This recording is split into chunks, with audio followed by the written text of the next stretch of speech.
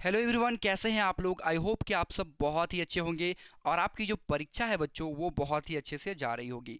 तो बच्चों अभी के इस क्लास में हम आपके लिए लेकर के आ चुके हैं 21 फरवरी को आपका जो पेपर होने वाला है साइंस का, उसका हम लोग इस वीडियो में बहुत ही इंपॉर्टेंट और वायरल क्वेश्चन पेपर करने वाले हैं। जी हाँ दोस्तों, आपका जो परीक्षा है 21 फरवरी को वो साइंस का होने वाला है। तो अभी के इस क्लास में हम लोग साइंस का वायरल क्वेश्चन पेपर करने वाले हैं। तो जैसा कि आप लोग देख पा रहे हैं कि सेकेंडरी स्कूल एग्जामिनेशन 2026 यानी माध्यमिक स्कूल परीक्षा 2026 के एनुअल एग्जाम के लिए हम लोग 21 फरवरी को जो आपका साइंस का पेपर होने वाला है उसके लिए हम लोग यहाँ पे बहुत ही इंपॉर्टेंट और वायरल क्वेश्चंस करने वाले हैं। तो आप लोगों से बस मैं एक ही रिक्वेस्ट करूंगा कि आप लोग इस वीडियो को अंत तक जरूर से देखिएगा, क्योंकि इसी में से आपका जो प्रश्न है सो वो बनने वाला है। तो बच्चों बिना देर करते हुए हम लोग आगे की ओर बढ़ते हैं। दो तीन बातें हैं जिसको आप लोगों को ध्यान में रखना होगा। सबसे पहले आपको ये ध्यान रखना है कि आपका विषय कोड क्या रहने वाला है। तो प्रथम पाली में जो आपका जो विषय कोड रहेगा बच्चों वो 112 रहेगा, है ना। और द्वितीय पाली में जो आपका विषय कोड रहेगा वो 212 रहेगा। तो ये चीज़ एक चीज़ ये आपको ध्यान रखना है। दूसरा ये ध्यान रखना है कि आपको समय कितना दिया गया है। तो समय जो दिया जाएगा साइंस के पेपर के लिए वो 2 घंटे 45 मिनट होंगे। और जो पूर्णांक रहेगा, है ना, यानी कि फुल मार्क्स, वो 80 नंबर का एग्जाम होगा और 20 नंबर का, क्योंकि आपका जो प्रैक्टिकल जो है सो वो हो चुका है, स्कूल वाले देंगे। इतना बातें आप लोग समझ गए हैं।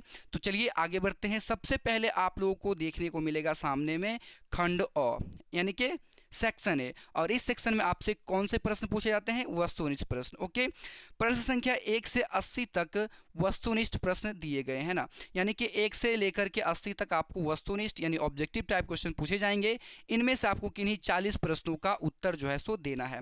80 में से आपको ये ध्यान रखना है बच्चों की 40 का ही आंसर देना है, ना तो 40 से ज़्यादा देना है और ना ही 40 से कम। प्रत्येक प्रश्न के साथ आपको 4 विकल्प दिए जाएंगे, जिनमें से एक सही होगा और उस सही विकल्प को आपको चुनना है OMR सीट पर, है ना। तो 40 ऑब्जेक्टिव पूछे जाएंगे, 40 नंबर का आपका ऑब्जेक्टिव का जो है सो पेपर रहेगा। ओके बच्चों, अब बिना देर करते हुए हम लोग आ जाते हैं क्वेश्चंस की ओर। यदि आप हमारे चैनल पर पहली बार आए होंगे तो इस चैनल को सब्सक्राइब जरूर से कर लीजिएगा बच्चों, ताकि इसी तरह के वीडियोस आपको मिलती रहे। ओके, और बेल आइकन को जरूर से प्रेस कर लीजिएगा ताकि आपको वीडियो के नोटिफिकेशंस सबसे पहले मिल सके। ओके, तो पहला सवाल देखिए हमारे पास आ चुका है। ये पूछ रहा है कि सर्च लाइट का परावर्तक सतह कैसा होता है। सर्च लाइट अगर हम लोग आम बोलचाल में बोले तो टॉर्च कहा जाता है ना। टॉर्च को सर्च लाइट कहा जाता है बच्चों, ठीक है। तो टॉर्च को अगर आप लोग सही से देखिएगा ना तो उसका जो परावर्तक सतह रहेगा वो अवतल दर्पण का बना होता है ना। तो यहाँ पे आपका बी वाला ऑप्शन राइट आंसर हो जाएगा, ठीक है। सर्च लाइट का परावर्तक सतह कैसा होता है? तो अवतल दर्पण का बना होता है। ओके, पहले नंबर सवाल का right answer option number B हो जाएगा। चलिए दूसरा नंबर सवाल देख लीजिए। दूसरा नंबर सवाल आपसे पूछ रहा है कि उत्तल दर्पण से बना काल्पनिक प्रतिबिंब होता है। तो उत्तल दर्पण में एक तो ये ध्यान रखना है आपको कि उत्तल दर्पण में बच्चों हमेशा हमेशा काल्पनिक प्रतिबिंब ही बनते हैं। अब वो प्रतिबिंब कैसा बनेगा आइए हम लोग देख लेते हैं। तो उत्तल दर्पण में जो बना प्रतिबिंब होता है वो आपका हमेशा बच्चों सीधा होता है ना, सीधा होता है और छोटा होता है, और छोटा को हम लोग कहते हैं हरासित। तो ये याद रखना है आपको कि उत्तल दर्पण में बना प्रतिबिंब हमेशा सीधा होता है और हरासित होता है, और वो काल्पनिक तो होता ही है। Okay, option number C right answer हो जाएगा दूसरे नंबर सवाल का। तीसरा सवाल देखिए, निम्न में कौन उपचायक है? तो उपचायक कौन होते हैं? जो ऑक्सीकरण यानी कि ऑक्सीकरण की क्रिया को करते हैं। और ऑक्सीकारक कौन होते हैं? तो स्वयं जो है यहाँ पे O2 दिया गया है, यानी कि ऑक्सीजन जो है ये एक ऑक्सीकारक है। ऑक्सीकारक को ही हम लोग क्या कहते हैं? उपचायक कहते हैं। तो तीसरे नंबर सवाल का option number C right answer होगा।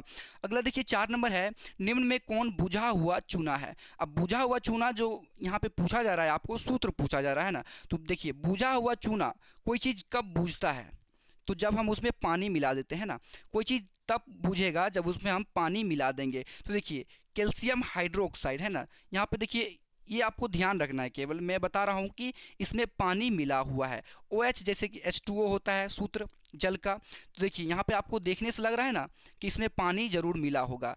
तो यही बी वाला जो ऑप्शन है आपका राइट आंसर हो जाएगा, कैल्शियम हाइड्रोक्साइड। ये क्या होता है? बुझा हुआ चूना, यानी जिसमें कि पानी मिला हुआ है वो वाला चूना।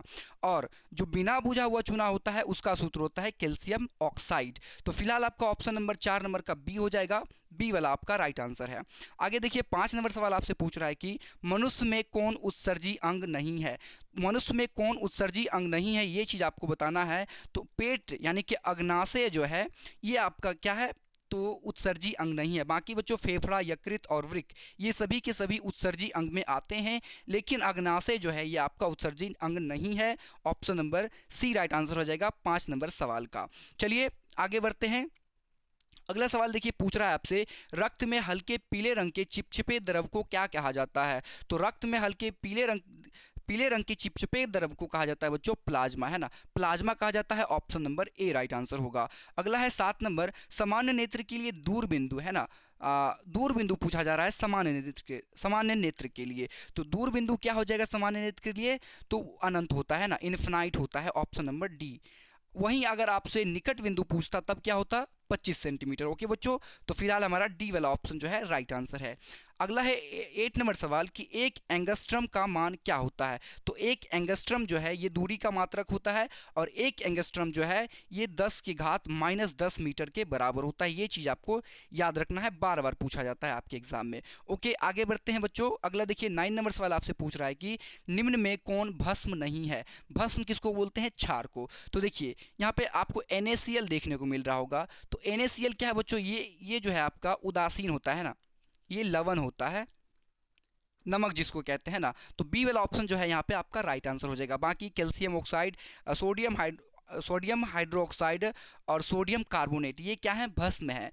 लेकिन NaCl जो है ये आपका एक लवण है। ओके, ये बी वाला ऑप्शन आपका राइट आंसर होगा। अगला आता है 10 नंबर सवाल के प्लास्टर ऑफ पेरिस का रासायनिक सूत्र है। प्लास्टर ऑफ पेरिस जिसको हम लोग कहते हैं POP, तो POP इसको बोला जाता है प्लास्टर ऑफ पेरिस, और इसका जो सूत्र होता है बच्चों वो होता है कैल्शियम सल्फेट हेमीहाइड्रेट, है ना, कैल्शियम सल्फेट या फिर हाफ H2O बोला जाता है इसको। कैल्शियम सल्फेट हेमीहाइड्रेट कहा जाता है ना, आधा को हम लोग कहते हैं हेमी। Okay, hemihydrate. ओके बच्चों, बी वाला ऑप्शन यहाँ पे आपका राइट आंसर है। 11 नंबर सवाल देखिए, इंसुलिन हार्मोन की खोज किसने की? बहुत ही इंपॉर्टेंट सवाल है। तो इंसुलिन हार्मोन जो है इसकी खोज की गई थी बैटिंग के द्वारा, है ना। Option number A right answer हो जाएगा बच्चों। आगे बढ़ते हैं। अगला देखिए सवाल आपसे पूछ रहा है 12 नंबर, इनमें कौन पादप हार्मोन है? अब यहाँ पर आपसे पादप हार्मोन पूछा जा रहा है। तो देखिए मतलब क्या होता है? जो पेड़ पौधों में पाए जाते हैं ना, तो पेड़ पौधों में इनमें से कौन सा हार्मोन पाए जाते हैं ये चीज़ आपको बतानी है। तो देखिए साइटोकाइनिन जो है ये वृद्धि का कार्य करता है ना, पेड़ पौधों में वृद्धि का जो हार्मोन होता है ये साइटोकाइनिन होता है ना। तो डी वाला ऑप्शन जो है यहाँ पे आपका राइट आंसर हो जाएगा। बाकी थायरोक्सिन, इंसुलिन और एस्ट्रोजन ये क्या है? तो मानवों में पाए जाने वाले हार्मोन्स होते हैं। तो यहाँ पे आपका डी नंबर सही होगा। साइटोकाइनिन जो है एक पादप हार्मोन का उदाहरण है। ओके, अगला देखिए 13 नंबर सवाल आपसे पूछ रहा है कि चालक के प्रतिरोधकता का मात्रक है। यहाँ पे प्रतिरोधकता है यानी कि रेसिस्टिविटी का पूछा जा रहा है। तो रेसिस्टिविटी का जो SI यूनिट होता है वो होता है ओम मीटर, है ना। ओम मीटर आपको हिंदी में भी लिख करके दिया जा सकता है। तो ओम मीटर जो है इसका प्रतिरोधकता का ऐसा मात्रक होता है। प्रतिरोध और प्रतिरोधकता में बहुत अंतर है। प्रतिरोध का जो ऐसा मात्रक होता है वो ओम होता है, लेकिन प्रतिरोधकता का जो ऐसा मात्रक होता है वो ओम मीटर होता है। ये चीज़ आपको याद रखनी होगी। ओके, अगला जाइए 14 नंबर सवाल है, बहुत बार पूछा गया है।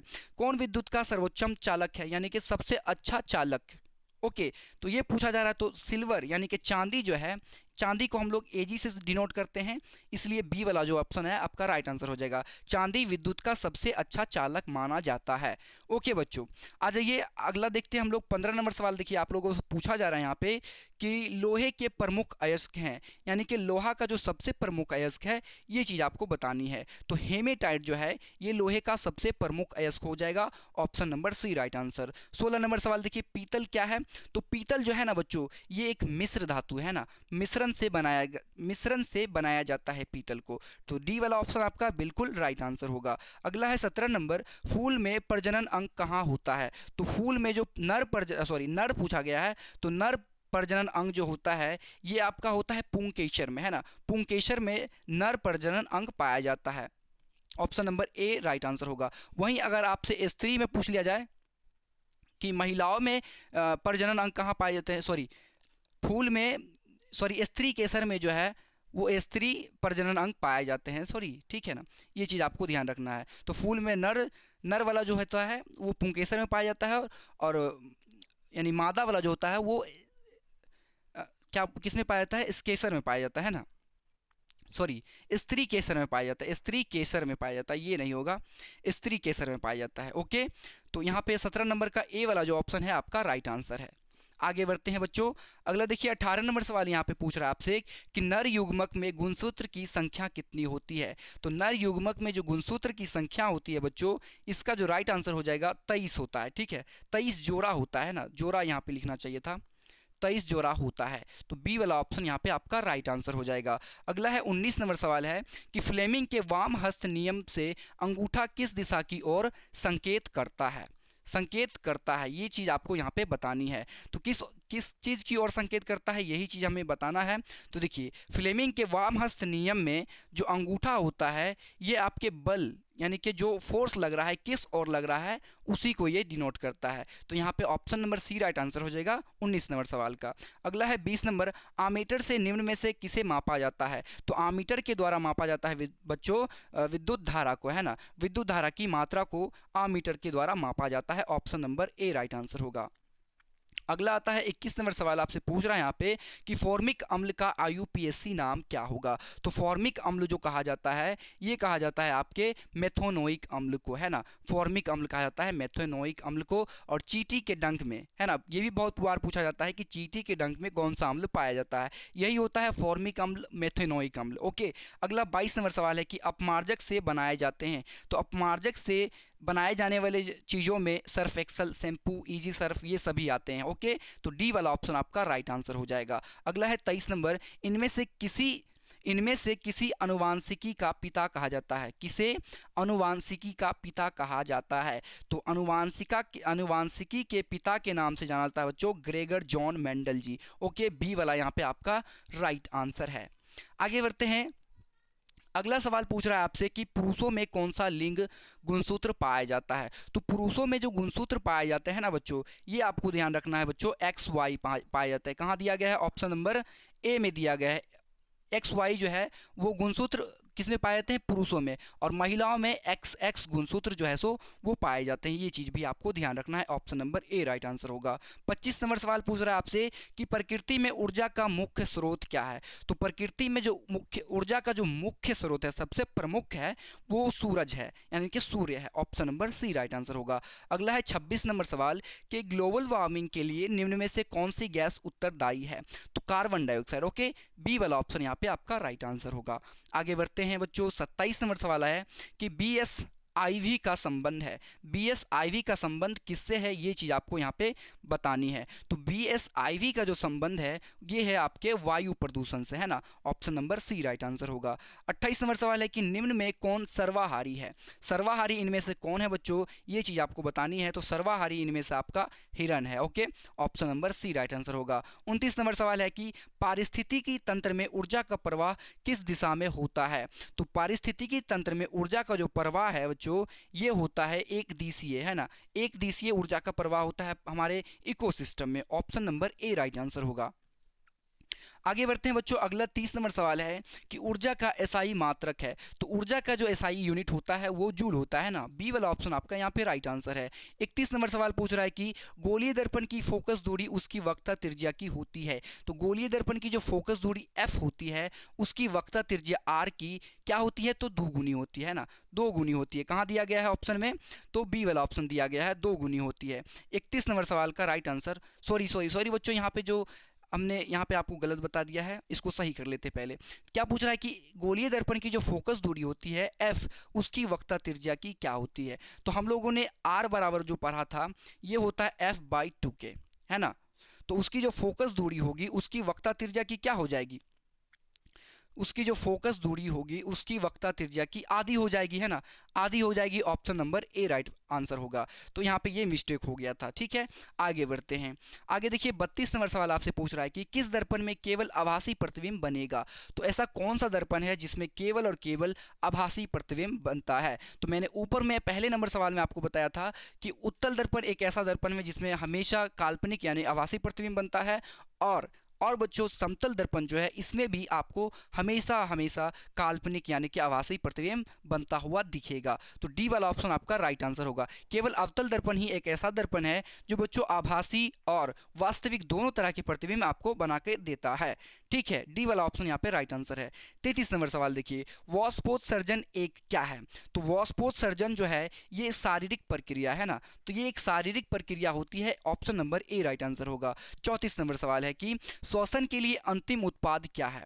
तो श्वसन के लिए जो अंतिम उत्पाद होता है वो होता है बच्चों कार्बन डाइऑक्साइड और जल, यानी कि CO2 और H2O जो है ये श्वसन के अंतिम उत्पाद होते हैं। आगे आ जाइए, अगला देखिए 35 नंबर सवाल है, आपको यहाँ पे एक रिएक्शन दिया गया है, इसमें से आपको बताना है कि इनमें से कौन उपचायक है।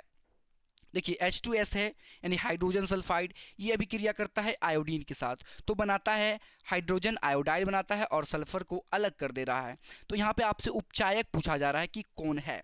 तो यहाँ पे देखिए उपचायक में जो आपका आ जाएगा बच्चों I2 आ जाएगा, है ना, क्योंकि यहाँ पे देखिए हाइड्रोजन का जो है यहाँ पे यानी कि हटा रहा है, ठीक है, सल्फर से अलग कर रहा है। तो अलग, जब भी हाइड्रोजन अलग होता है और ऑक्सीजन जुड़ता है तो वो अभिक्रिया कैसी होती है? उपचायक होती है। और जिस तत्व के सहायता से वो चीज़ हट रही है, यहाँ पे देखिए I2 जब रिएक्शन कर रहा है H2S से, तो हाइड्रोजन जो है इससे अलग होकर इसमें जुड़ रहा है ना, तो यहाँ पे I2 जो है आपका क्या हो जाएगा? उपचायक हो जाएगा। तो 35 नंबर का बी वाला ऑप्शन जो है आपका राइट आंसर है। 36 नंबर सवाल देखिए कि फेरस सल्फेट क्रिस्टल का रंग कैसा होता है? तो फेरस सल्फेट क्रिस्टल का जो रंग होता है ये हरा होता है, बी वाला ऑप्शन आपका राइट आंसर होगा।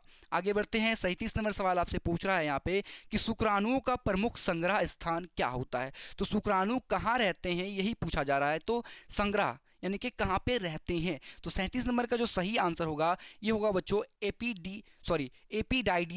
एपीडाइडिमिस में, है ना, एपीडीडाइमिस में रहता है। तो प्रमुख जो स्थान है वो है एपीडाइडिमिस। ओके, डी वाला ऑप्शन जो है आपका यहाँ पे राइट आंसर है। अगला है 38 नंबर सवाल कि निम्न में कौन एक उभयलिंगी जंतु है? उभयलिंगी जंतु के बारे में आपसे यहाँ पे पूछा जा रहा है। उभयलिंगी का मतलब क्या होता है? कि जिसमें मादा और नर दोनों एक में ही पाए जाते हैं। तो इनमें से कौन है? तो बच्चों देखिए केचुआ जो है ना, इसमें नर और मादा दोनों लिंग जो है सो पाए जाते हैं, और दोनों लिंग जिसमें पाए जाते हैं उन्हें हम लोग उभयलिंगी कहते हैं ना, और उभयलिंगी आपका केचुआ होता है।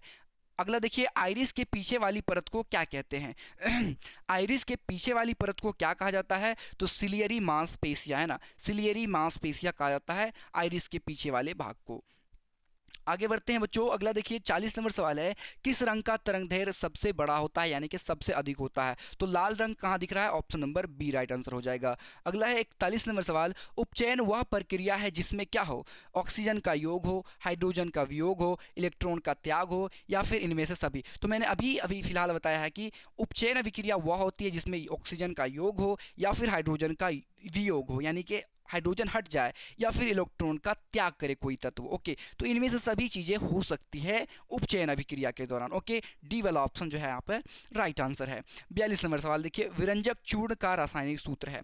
तो विरंजक चूर्ण जो होता है उसका रासायनिक होता है बच्चों कैल्शियम हाइड्रोक्साइड, है ना, कैल्शियम हाइड्रोक्साइड। ओके, 42 नंबर पूछा जा रहा है ना, तो 42 नंबर देख लेते हैं हम लोग। विरंजक चूर्ण का रासायनिक सूत्र है, तो विरंजक चूर्ण का जो रासायनिक सूत्र होता है बच्चों वो होता है कैल्शियम ऑक्सीक्लोराइड यानी CaOCl2। ओके, CaOCl2 जो है ये विरंजक चूर्ण का रासायनिक सूत्र होता है, इसको बोलते क्या है? Calcium oxychloride. बी वाला ऑप्शन आपका यहाँ पे राइट आंसर है। आगे बढ़ते हैं, 43 नंबर सवाल देखिए क्या पूछ रहा है आपसे कि निम्न में कौन उपधातु है? तो देखिए उपधातु इनमें से कौन है? तो 43 नंबर का जो राइट आंसर हो जाएगा बच्चों ये होगा SB। इसको बोलते हैं बच्चों एंटीमनी, है ना, ये नाम आपको ध्यान रखना है, एंटीमनी। एंटीमनी कहा जाता है, option number C right answer हो जाएगा। बाकी निकेल, कॉपर और फेरस ये क्या है? तो धातु है। सबसे कठोर प्राकृतिक पदार्थ कौन है? ऑब्वियसली हीरा है, option number C right answer होगा। आगे बढ़ते हैं, अगला देखिए पुतली के साइज को नियंत्रित कौन करता है? तो पुतली के साइज को जो नियंत्रित करता है वो करता है बच्चों रेटिना, है ना। पुतली के साइज को नियंत्रित कौन करता है? सॉरी, इसका जो राइट आंसर हो जाएगा बच्चों ये आपका ऑप्शन नंबर ए होगा। पुतली के साइज को पक्षमावी पेशियों के द्वारा नियंत्रित किया जाता है, option number A right answer है। अगला देखिए 46 नंबर है, पेंटेन के कितने समावयवी संभव है? तो पेंटेन के समावयवी संभव है बच्चों 3। Okay, option number B right answer होगा। 47 नंबर है कि कार्बन की परमाणु संख्या कितना होता है? तो बहुत ही आसान क्वेश्चन है, तो 6 होता है ना, option number C right answer होगा। कार्बन की परमाणु संख्या 6 होती है। आगे बढ़ जाइए, अगला देखिए 48 नंबर पूछ रहा है आपसे कि विद्युत चुंबकीय प्रेरण की खोज किसने की थी? तो विद्युत चुंबकीय प्रेरण की खोज माइकल फैराडे ने की थी। Option number C right answer होगा। किसी कुंडली का प्रतिरोध ज्ञात करने के लिए एक सूत्र है। तो हम लोगों ने ओम के नियम में पढ़ा था कि भी जो है वो समानुपाती होता है आई के। अगर जब हम लोग समानुपातिकता का चिन्ह हटाते हैं तो एक कांस्टेंट आता है जिसको आर कहते हैं, और यहीं से हमारा आर का सूत्र निकलता है भी बाई आई। कहाँ दिया गया है भी बाई आई? आर बराबर भी बाई आई कहाँ दिया गया? इसमें नहीं दिया गया है। आर बराबर भी बाई आई कहाँ? सी नंबर में दिया गया है। Option number C right answer होगा। अगला 50 नंबर, गुणसूत्र कहाँ पाए जाते हैं? तो गुणसूत्र जो होते हैं ना बच्चों, ये आपके कहाँ पाए जाते हैं? तो केंद्रक में पाए जाते हैं। 50 नंबर का ना, 50 नंबर का सी नंबर, यानी कि केंद्रक में पाए जाते हैं। Option number C right answer होगा बच्चों। आगे बढ़ते हैं। देखिए अगला सवाल 51 नंबर आपसे पूछ रहा है कि डायनासोर किसका उदाहरण है? तो डायनासोर जो है ना, ये एक सरीसृप का उदाहरण है। Option number A right answer हो जाएगा। यानी कि जो जो रेंगते हैं ना उसको कहा जाता है सरीसृप। तो डायनासोर भी एक रेंगने वाला जानवर है। ओके, 52 नंबर देखिए, संतृप्त हाइड्रोकार्बन कहलाते हैं। संतृप्त हाइड्रोकार्बन जो होते हैं वो जिसमें कि सिंगल बॉन्ड होते हैं, यानी कि एकल बंधन पाए जाते हैं। वैसे हाइड्रोकार्बन जिनमें केवल एक बॉन्ड पाए जाते हैं वो हाइड्रोकार्बन क्या कहलाते हैं? एल्केन कहलाते हैं। कहाँ दिया गया है? बी में दिया गया है। ओके, बी वाला ऑप्शन आपका राइट आंसर होगा। अगला है 53 नंबर सवाल। देखिए क्या पूछ रहा है आपसे कि न्यूलैंड ने अष्टक नियम कब दिया था? तो न्यूलैंड के द्वारा अष्टक जो नियम दिया गया था ये सन 1866 ईस्वी में दिया गया था, है ना। Option number C right answer होगा। 54 नंबर है, आदर्श ईंधन से कौन सी गैस उत्सर्जित होती है? तो आदर्श ईंधन से जो उत्सर्जित होने वाला गैस है वो हो जाएगा बच्चों आपका कोई नहीं। यानी कि आदर्श ईंधन वैसा ईंधन होता है जिसमें किसी भी तरह का गैस जो है सो नहीं निकलता है ना। ये चीज़ आपको ध्यान रखनी होगी। आगे आ जाइए बच्चों। अगला देखिए 55 नंबर है, गर्म जल प्राप्त करने के लिए हम जल तापक का उपयोग किस दिन नहीं कर सकते हैं? यानी गर्म जल प्राप्त करने हेतु हम यानी कि सोलर अथी लगाते हैं ना हम लोग, सोलर सेल, तो उसका उपयोग हम लोग किस दिन नहीं करते हैं? तो हम लोग सौर सेल का उपयोग करते हैं जिस दिन धूप निकलता है, यानी कि सूरज निकलता है। तो जब सूरज नहीं निकलेगा तो हम लोग उसका उपयोग नहीं कर पाएंगे, है ना। तो धूप वाले दिन, बादलों वाले दिन, या गर्म दिन, या फिर इनमें से कोई नहीं। तो हम लोग गर्म जल प्राप्त करने के लिए सौर सेल तापक का उपयोग कब नहीं कर सकते हैं? तो बादलों वाले दिन, क्योंकि बादलों वाले दिन जो सूरज होते हैं वो ढक जाते हैं। इसलिए यहाँ पे आपका बी वाला ऑप्शन राइट आंसर हो जाएगा।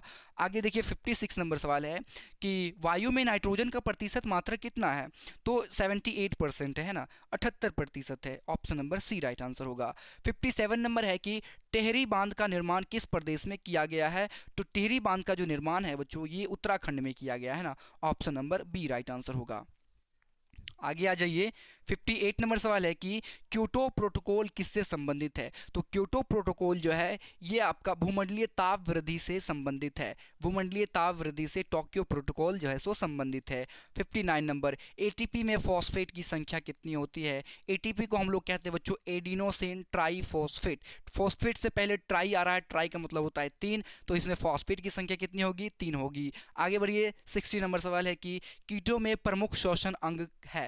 तो कीटों में जो सबसे प्रमुख श्वसन अंग होता है वो होता है बच्चों ट्रैकिया, है ना। Option number C right answer हो जाएगा। ये भी पूछा था गिल्स में, यानी कि गिल से कौन सांस लेते हैं? तो मछली जो है ये गिल से सांस लेती है। ये चीज़ आपको याद रखना है। फेफड़ा से हम मनुष्य सांस लेते हैं और कई जानवर भी फेफड़ा से ही सांस लेते हैं।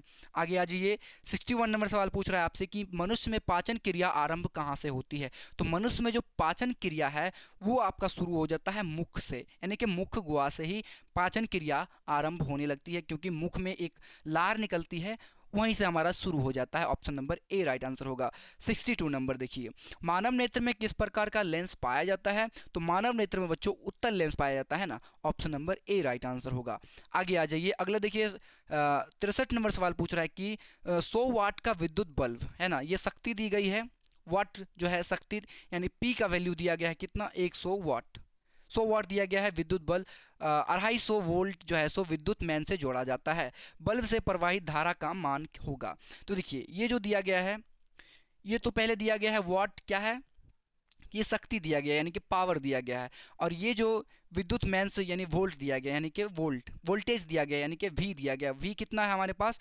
तो 250 है। तो यहाँ पे आपको एक सूत्र की ज़रूरत पड़ेगा। देखिए वो सूत्र क्या होता है, P बराबर होता है बच्चों वी आई, यानी कि शक्ति बराबर जो होता है वो होता है विभव गुने धारा के। तो हमें यहाँ पे क्या निकालना है, तो प्रवाहित धारा का ही मान निकालना है। तो हम लोग आई को इस ओर ले आएंगे, ये जो भी आप लोग देख रहे हैं ये गुना में है तो इधर आकर के भाग में आ जाएगा, यानी कि आई बराबर हो जाएगा P बाई भी।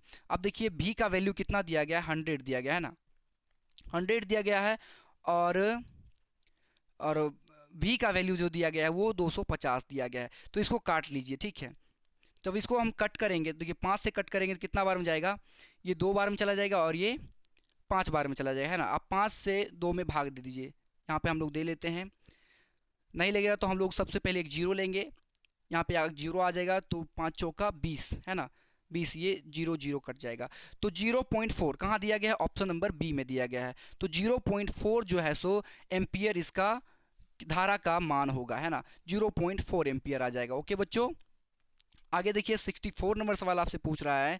यहाँ पे देखिए 64 नंबर सवाल आपसे क्या पूछ रहा है कि मनुष्य के शरीर की सबसे बड़ी ग्रंथि कौन है। तो मनुष्य के शरीर की जो सबसे बड़ी ग्रंथि है वो है आपका लीवर, है ना, यकृत बोला जाता है। लीवर जो है ये मानव शरीर के सबसे बड़ी ग्रंथि होती है। Option number A right answer होगा। आगे आ जाइए, 65 नंबर सवाल आपसे पूछ रहा है कि शरीर का कौन सा भाग केंद्रीय तंत्रिका तंत्र बनाता है। तो शरीर का कौन सा भाग क्या बनाता है, केंद्रीय तंत्रिका तंत्र, ये मस्तिष्क बनाता है ना। Option number C right answer होगा। ब्रेन जो है हमारे शरीर का भाग जो है केंद्रीय भाग तंत्र का निर्माण करता है। 66 नंबर सवाल देखिए, मेंडल के एक संकरण प्रयोग के दौरान F2 पीढ़ी से लंबे एवं बौने पौधे का लक्षण प्रारूपी अनुपात कितना आया था।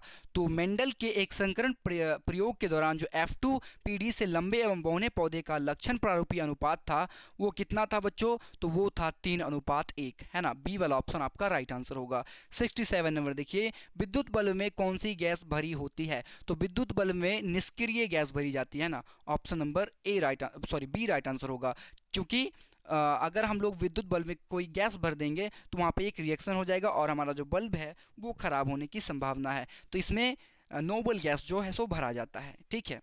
आगे आ जाइए, अगला सवाल देखिए 68 नंबर आपसे पूछ रहा है यहाँ पे कि विद्युत धारा की प्रबलता का एसआई मात्रक है। तो विद्युत धारा की प्रबलता का जो एसआई मात्रक होता है वो होता है एम्पियर, और इसको ए से डिनोट करते हैं, और ए वाला आपका राइट आंसर है। 69 नंबर, एक यूनिट विद्युत ऊर्जा का वैल्यू कितना होता है। तो एक यूनिट, है ना, एक यूनिट विद्युत ऊर्जा का जो वैल्यू होता है वो होता है 3.6 × 10⁶ जूल। ओके, डी वाला ऑप्शन आपका यहाँ पे राइट आंसर होगा।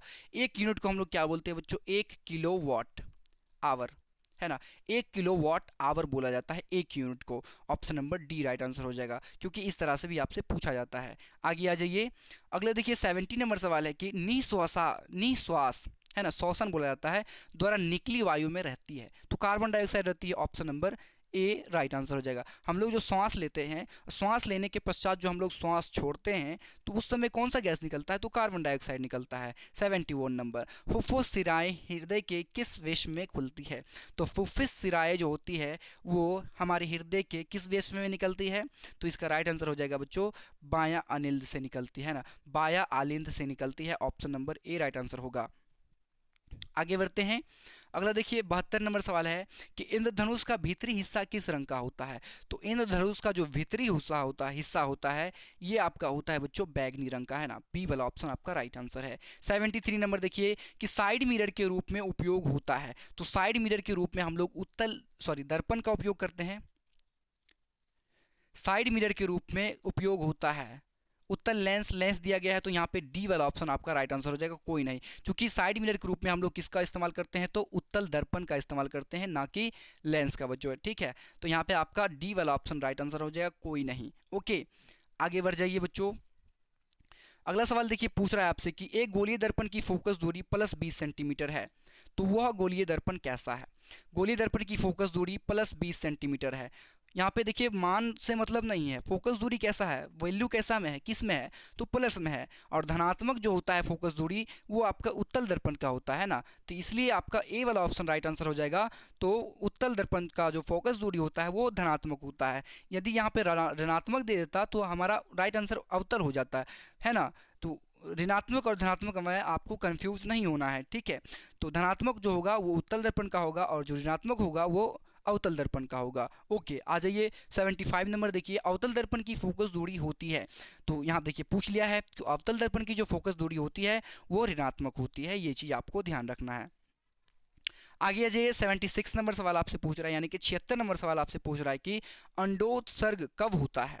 तो अंडोत्सर्ग जो होता है बच्चों रजोधर्म के 12 से 14 दिन के बाद होता है। Option number A right answer होगा। आगे अजय 77 नंबर सवाल है कि यहाँ पे आपको एक रिएक्शन दिया जा रहा है। ओके, आपको यहाँ पर रिएक्शन दिया गया है Zn+CuSO4, ये अभिक्रिया करके ZnSO4 बनाता है और कॉपर को अलग कर देता है। तो यहाँ पे देखिए कौन सी अभिक्रिया है ये पूछा जा रहा है। तो देखिए यहाँ पे देखिए कॉपर सल्फेट जो है वो जिंक से अभिक्रिया कर रहा है ना, और जिंक क्या करता है कॉपर को अलग कर दे रहा है, यानी कि विस्थापित करके खुद Zn यानी कि Cu के स्थान पर आ जा रहा है। तो यहाँ पे विस्थापित हो रहा है, तो विस्थापन अभिक्रिया आपका बिल्कुल राइट आंसर है। 78 नंबर देखिए क्या पूछ रहा है कि निम्न में कौन प्रबल भस्म है। प्रबल भस्म यहाँ पे आपसे पूछा जा रहा है इनमें से कौन प्रबल भस्म है। तो यहाँ पे जो आपका 78 नंबर का राइट आंसर होगा वो होगा ऑप्शन नंबर बी बच्चों, सोडियम हाइड्रो ऑक्साइड है ना। Option number B right answer हो जाएगा। सोडियम हाइड्रोक्साइड जो है इनमें से सबसे अधिक प्रबल भस्म है।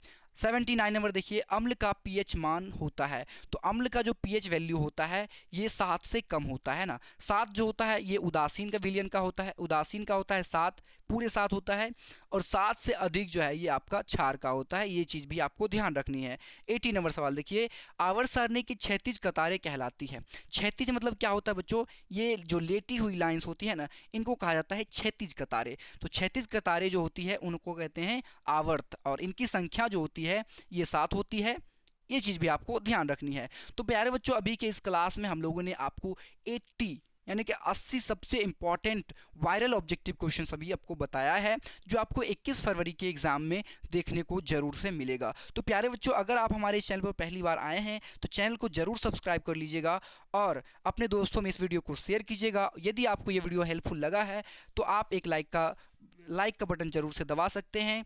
तो हम आपको मिलते हैं किसी अगले वीडियो में, तब तक के लिए बच्चों धन्यवाद। आप लोग अच्छे से एग्ज़ाम की तैयारी कीजिए। Okay, bye.